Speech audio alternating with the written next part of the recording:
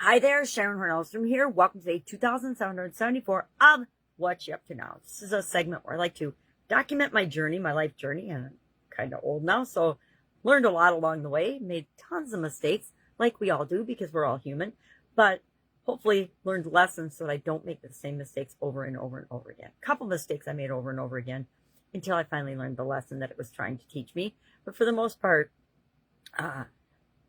we want to go through our life and be the best possible version of ourselves and be as unscathed and make a positive influence if at all possible. At least that's my intent. So, and it doesn't always come off that way, right? Sometimes it comes off as bossy. Sometimes it comes off as judgmental. Sometimes it comes off as helpful, which is what I'm always looking for. Sometimes it comes off as, not the right time, etc. But that's part of the process of learning to be good human beings. Well, today we're talking about, and all this month, we're focusing on the spiritual area and aspect of our life, and with respect to supersizing our businesses, with respect to our businesses, because whether we admit it or not, each of our businesses, just like each of us, either have a spiritual component or we don't choose to exercise it. We are spiritual beings, whether we know it or not, whether we believe it or not. And it's interesting to explore, like we decided yesterday, what is our definition of spiritual health and well-being? What does that look like for us? What does that even mean? Because guess what? It means something different, slightly different for sure, to each and every one of us on the planet. Our relationship with the higher power, whether we have one or not.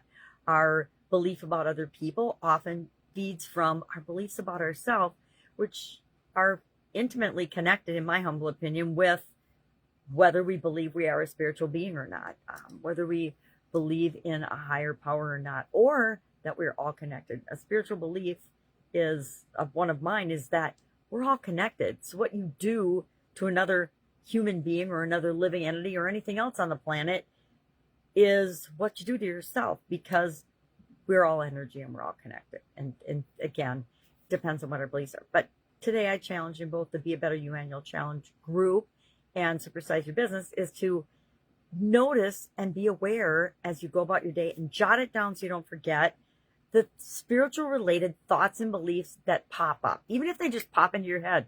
Even if you hear I'm not good enough, my business doesn't deserve to get this customer, etc.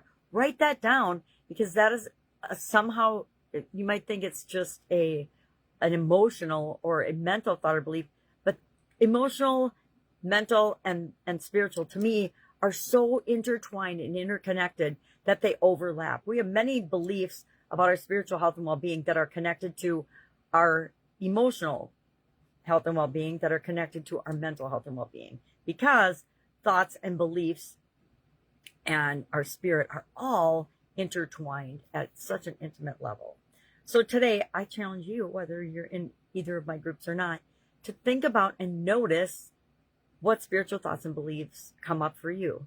If you want to make the world a better place, to me, that is a spiritual thought. And if it's a belief of yours, a core value of yours, then it is a spiritual belief. So we're just going to note those, write them down. I'm going to write mine down and in kind of the time I think it.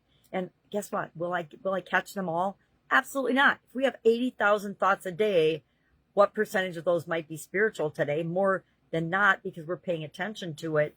And what's the probability we can write them all down? Nah, we're not going to get them all. But if we get 1%, that makes us more aware of what's actually going on in our head and in our mind and in our hearts and in our life and in our spirits, that we can take a look at, and we can look for patterns, and we can look for areas that are conflicting, because guess what? We all have conflicting beliefs. And when those beliefs conflict, what will show up is what is most relevant at the time for us, and what our subconscious serves up for us for evidence of which side of the belief is true or not. And that's how it'll manifest and show up in our life. So it's fascinating. We human beings are very, very fascinating, at least in my book. So today, think about your spiritual related thoughts and beliefs. Think about your spiritual health and well-being. And we're going to focus on it all this month, how we can, of course, improve our spiritual thoughts and well-being and health and core values and all the other spiritual health and well-being topics that we'll cover this month. Other stuff, it's brand new month after a holiday weekend. Gotta hit the ground running. So I've got lots of things to do, lots of projects going on. I've got things from the previous months that I have to maybe do a little catching up on, because sometimes, just like everybody else, I get busy and I forget to schedule it all in, and I something or another slips through the cracks. So today I'm getting things ready, a couple things, and all this week, well, till Wednesday, for, well, just today, tomorrow's Wednesday. It's a holiday week. So for the Epilepsy Foundation, I have them come by every month. So I improve my physical environment, which we'll talk about next month, to declutter and share things that other people can get more use out of than I can. Because why? It makes the world a better place. That's a spiritual thought or belief. All right. Have a great day. If I can help you in any way, if you're having a hard time identifying what is or isn't a spiritual thought or belief, write it down and ask. Otherwise, have a great day, and I'll, of course, see you tomorrow.